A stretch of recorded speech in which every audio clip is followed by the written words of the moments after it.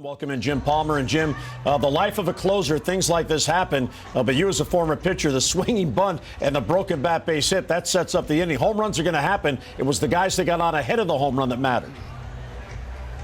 Well, yeah, and it's not only that, it's where he hit it. It wasn't a particularly good pitch. He makes a great pitch, 0-2 pitch to Cespedes, infield hit, jams Moss. He gets a looping hit. Now, again, as you mentioned, can't really control that. But what you can control, a guy that's already got, 20 home runs, to throw him a knee-high fastball in the middle of the plate. You allow him to pull it. Didn't make a good pitch. Ball didn't sink. So that wasn't the first two are unlucky. The third one is just, a young pitcher who's still learning, that you still have to make good pitches regardless of how hard you throw or how much success you've had in the past. He just didn't make a good pitch, and he gave in to a guy, or at least pitched in the middle of the plate, and allowed him to drive a 3-run home run over the left field wall. You got a lot of room to pitch down and away here, and Zach Britton couldn't do that tonight. Jimmy, one of the things that you see coming on with this Oriole offense is the balance all the way from the top to the bottom. Nick Markakis into the middle of the lineup have been pretty consistent all year. J.J. Hardy and now Scope tonight and Manny Machado. There's so much balance. I don't think I've seen us this effective offensively all season long as we have been the last couple of weeks. Well, you're right, Depper. And if you go back, when the Red Sox broke the jinx of Babe Ruth, Bill Miller led the American League in hitting ninth.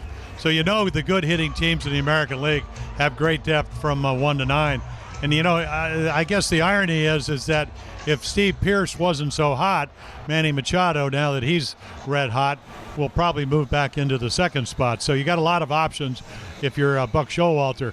But at the end of the day, it's nice to see Scope get a hanging slider, did exactly what he was supposed to, and then Manny hit a splitter that ended up down and in and drove it out of here after they were giving him all kinds of booze and whatever out here in Oakland. But at the end of the day, boy, this is a heartbreaker for the Orioles. Almost a month ago, similar game in New York when the Yankees came back, the Orioles had, a 4-1 lead.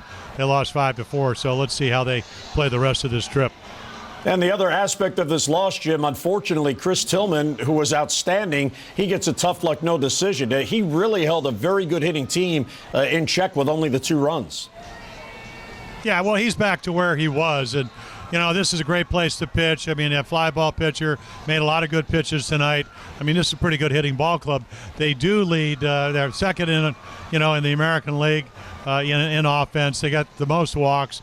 They can hit home runs, as we saw with Donaldson hitting the game-winning home run in the 9th inning. So they can beat you a lot of different ways. And then, of course, when they get some guys on, Chris with 16 steals, they can manufacture some runs. So he pitched well enough to win. But, I guess sometimes you pitch real well, you don't win those games. To come in 6-0 on the road with a 5.20 ERA, he's had a lot of good fortune on the road. Tonight wasn't one of those games.